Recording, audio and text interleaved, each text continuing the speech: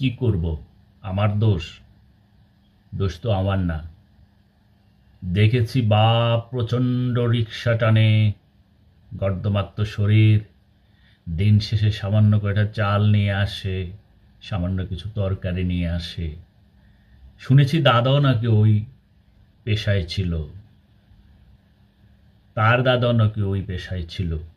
আমি যদি এই সোশ্যাল মিডিয়ার যুগে এসে আধুনিক সন্তান হয়ে খুঁজে বিশ্রয়ে টাকা দিয়ে পড়ালেখা করে পিতার দাদার সৎ পেশাটাকে কলঙ্কিত করতে না পারি, তাহলে কি আমি একজন হলুম রে?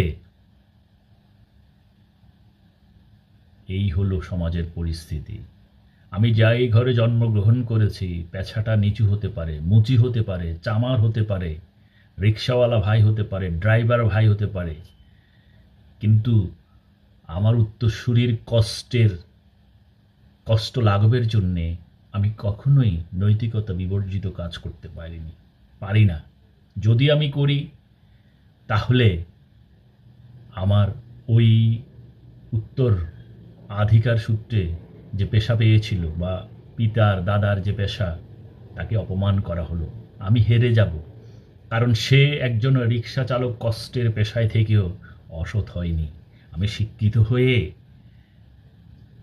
দেখিয়ে দিলাম জাতিকে যে শিক্ষিত হলেই অসৎ হয়ে যাওয়া যায় টাকার জন্যে। তাই তার পিতা তার কাছে অনেক শ্রদ্ধার পাত্র হয়ে গেল, সমাজের কাছে শ্রদ্ধার পাত্র হয়ে গেল। সে যত ছোট পেশারই হোক, সে কিন্তু সৎ ছিল। সে একজন উচ্চশিক্ষিতের উপরে, সে একজন বিরাট নামডাক অসৎ ব্যক্তির উপরে, কারণ সে সৎ, তার রক্তে কোনো হারাম নেই।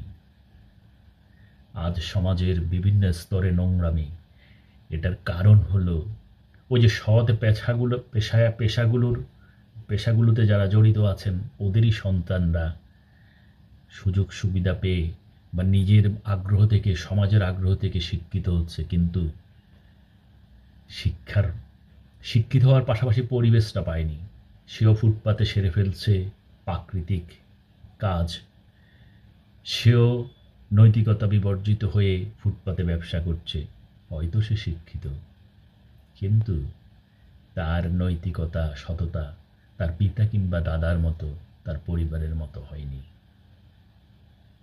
এটাই চলবে কিছুদিন, কয়েক যুগ ধরে। তারপর ওদের সন্তানরা হয়তো হয়ে যাবে